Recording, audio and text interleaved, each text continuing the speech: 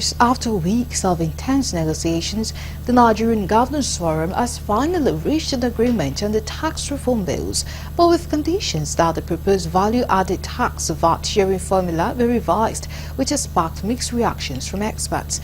Galaxy TV's Nenwarangil Mazaka tells us more in this report. After months of debate, the Nigerian Governors Forum finally endorsed the tax reform bills, but with some conditions. The governors proposed a revised value-added tax sharing formula, allocating 50% based on equality, 30% based on derivation, and 20% based on population. This new proposal differs significantly from the original bill, which suggested a sharing formula of 20% for equality, 60% for derivation, and 20% for population. Reacting to this development, Nigerians expressed concerns about the potential economic implications of the revised sharing formula, while also looking at the motive behind the proposed changes. We have not been designed and structured as a merit-driven society. Our economy is not merit-based. Our economy does not project and encourage productivity, innovation, creativity. Rather, we have built the word sharing into our very constitution instead of building the word producing into our constitution and our culture and our ethos. The governors and the federal government have always been concerned about what comes to them at the end of the sharing. Nobody is talking about how does the general populace benefit. For instance, the issue of the withdrawal of the so-called subsidy. More money have been going to states and federal government and the local government. But has it reflected in the life of the common man? No.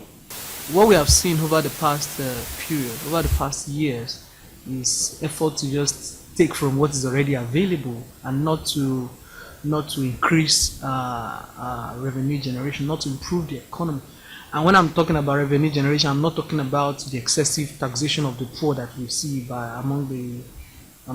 our states. But I'm talking about diversifying the economy, investing in rural development to improve the revenue from agriculture. The disagreement over revenue sharing raised questions about fiscal federalism, equity and fairness, while some argue that the proposed formula may not adequately address the needs of states with significant natural resources. Others believe it may favor only states with larger populations. Do we have to increase tax rates? No, I don't think so. I don't support the VAT rate increase. The way it's been structured to increase up to 15% by 2030. I don't support that. I don't think it's necessary. I think what we need to do is just to bring more people into the tax net, because too many people are not paying taxes. So if we're able to find a way to get people to pay their fair share for the development of our country, I think it's a good thing. So if you say 60% derivation, that means Lagos will get the largest share among all the states. When you extract oil, it goes to the federal government. But the states, especially states in the north, have been extracting minerals from the soil, and the states are the one controlling it. So why are you against the issue of these effects? Should we be increasing value-added tax for the poorest of the poor at this moment? I learned in the proposal the gap is being pegged at I think 800,000 annually. I mean that those who earn below 800,000 annually will not be taxed. But the point is, if you earn 800,000 naira annually, that is about 70-something thousand naira a month. That is a poverty wage. Overall, the NGF's endorsement of the tax reform bills marks a significant step forward in Nigeria's effort to modernize its tax system. However, the proposed VAT sharing formula is likely to remain a topic of debate in the coming days.